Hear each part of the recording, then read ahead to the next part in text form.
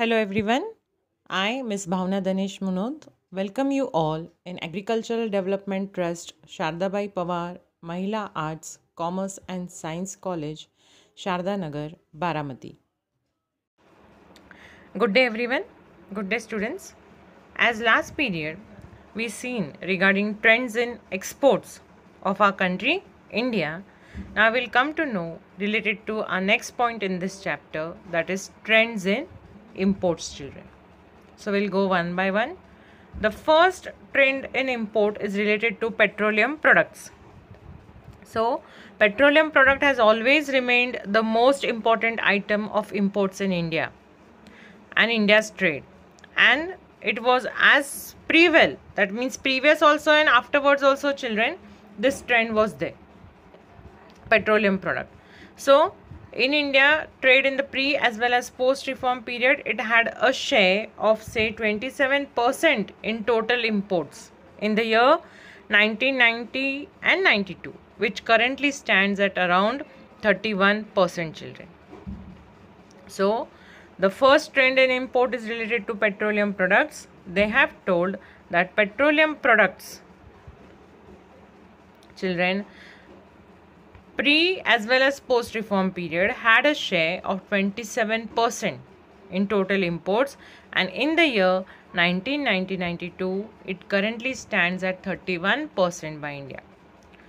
Then the second one is related to gold, children. The second import product by India, our country, is gold. Now what happened after petroleum? The second most imported item is gold. It has been observed that there has been a significant drop in gold imports, children. So during the year 2013-14, the gold imports declined from $53.3 billion in the year 2011-12 to $27.5 billion in the year 2013-14. So why this happened? Because of fall in international gold prices, children, and various policy measures taken by the government to curb gold imports. See, because of various policies made by the government, or say government must have increased tax rate on gold. Due to this situation, there was suddenly fall in international, global, or say gold prices. So this import process regarding gold was declined. Decline means what? Reduced from $53.3 billion in 2011-12 to what? $27.5 billion in which year? 13-14. So it was reduced because of government policies and measures. Then the third, if you can see, the third import process related to our country India is fertilizers. Now see, the share of the fertilizers is an important expenditure, declined from 4.1% in the year 1991 to only 1.3% in the year 2016-17. So fertilizers, that is the share of fertilizers, declined from 4.1% when in the year 1990.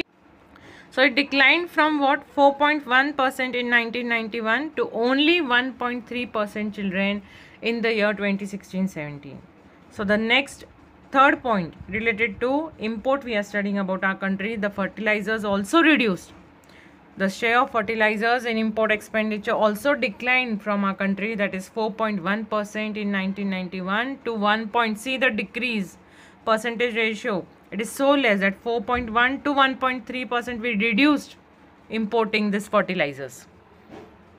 Then the fourth point is iron and steel, children. Iron and steel, the fourth import procedure, that is iron and steel. So the share of iron and steel in import expenditure declined in India, our country, from 4.9% to 2.1% in the year 2016-17. See what we have studied, the trends in imports. Previously studied the recent trends in exports. So the recent trend in imports was related to petroleum, gold, fertilizers, iron and steel. So see, the share of iron also reduced. Iron and steel in import also reduced, declined, children, from 4.9% to 2.1% in the year 2016-17. So all we studied about composition of import and export, children. Now we come to our next point in the chapter, that is concepts of balance of payments. Now we will see what is balance of payment defined as. So the definitions according to Ellsworth. So Ellsworth defined balance of payment is the summary statement of all transactions between the residents of one country and the rest of the world. Means, see, balance of payment according to first author Ellsworth, he defined is what? It is a summary statement, a statement of transactions. How you do in account transactions? So a statement you write in accounts. So that balance of payment is a summary statement of all the transactions between the residents of the country. Means, who was there? Suppose in India people are living, so the residents of the country are India and the rest of world. Then this balance of payment means Indian country people will be compared to rest of the world. A statement, a transaction will be made like that. So residents of the country and the rest of the world, a transaction, a statement is made, that is called as balance of payment. Then the second definition is according to Walter Krauss. Now see what Walter Krauss tells us. The balance of payment of a country is a systematic record of all economic transactions complete between its residents and rest of the world during a given period of time. So usually a concept of year is there. So from the above definition, it is clear that value of exchange of goods and services among the citizens, businessmen, firms, government during that particular year. So the second definition is described that it is a statement record in a systematic way. So which record of statement is there? That whatever transaction, economic transactions has been done between the residents of the country and the other world, rest of the world. So during that particular year, that concept of year, it is clear that value of exchange of goods and services among the citizens, businessmen, firms and government. So this is called as what? Balance of payments. So these were the two definitions according to Ellsworth and according to Walter Krauss. So balance of payment in a simple way is a summary statement of all the transactions between the residents of one country and the rest of the world. Then again more definitions are given of balance of trade. What we studied first?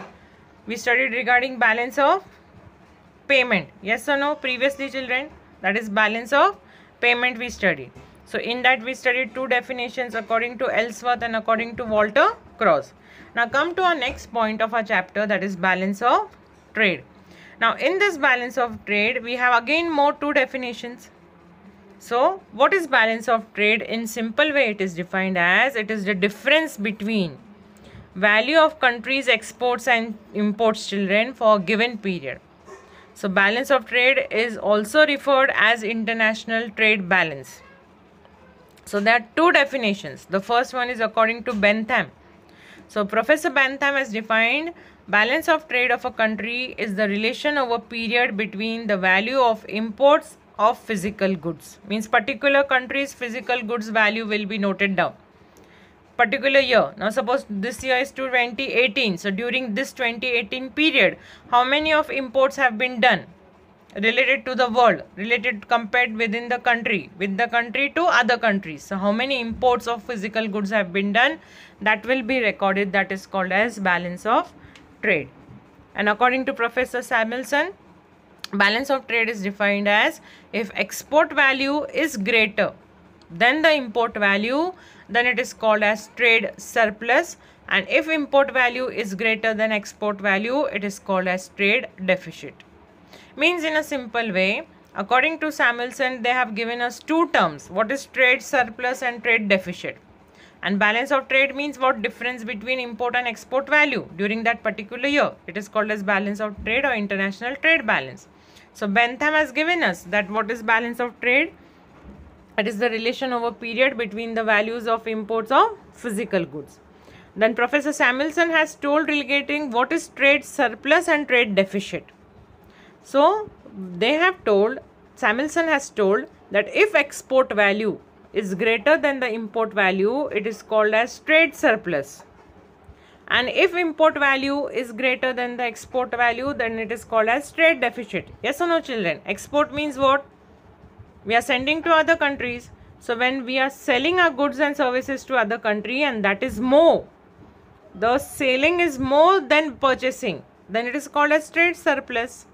And when purchasing is more less than selling, then it is called as deficit, trade deficit. So this is balance of trade. So it is clear from both the definitions that balance of trade includes what? Values of import and exports of visible goods and invisible goods, means goods which can see and goods which we cannot see, visible goods and invisible goods. So those goods are taken into consideration. The value related to say import and export is taken, that is called as balance of trade. So we studied this, both the concept, that is balance of trade and what is balance of payment. Now there's something more. See, if you can see in the slide, that is role of the government in promoting exports. Role of the government. Why government wants to promote exports? So financially, economically we can strong. If foreign currency, foreign money comes inside, what will happen? Our economic position will be more, na children? So we'll study the role of the government in promoting exports. See, what does government do?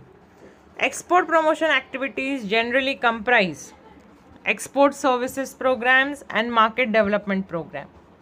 See, the government measures or government to promote export, to do more selling of goods. Government arranges export services program. He also have a market development program. Then export import bank tariff concessions are there. If a person is involved in export import business, government will have such a bank that will give concession on exporting or importing goods. So foreign trade zones are there, foreign sales corporation is there. These are related to what? Export import bank giving tariff concessions. On tax rate you will get some concessions. So which banks are there? Foreign trade zones or foreign sales corporation. So export promotion activities, promoting exports means generally comprise export services programs, market development program, export import bank tariff concessions, foreign trade zones, foreign sales corporation. So this was the role of the government in promoting export and import. Now come to our next point. We will see what is actually balance of trade.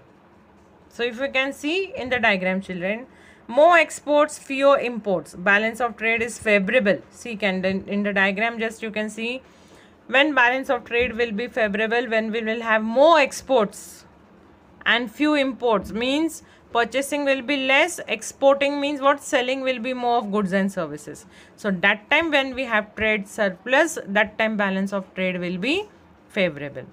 So balance of trade, again in some terms are there. We will see what is there.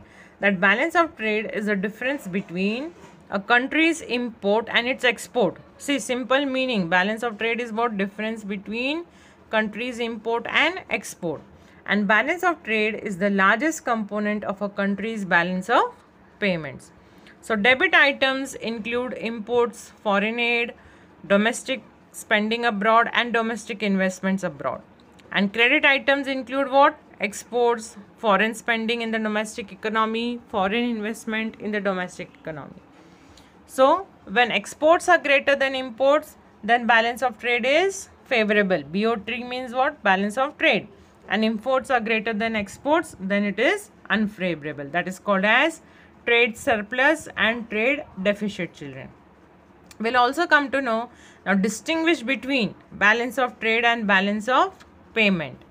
Now see, children, distinguish between will come for 2 marks.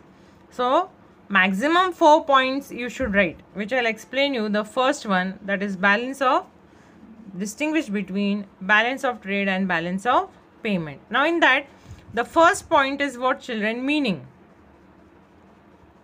The first point is what? Meaning. So what is there in meaning? We'll see.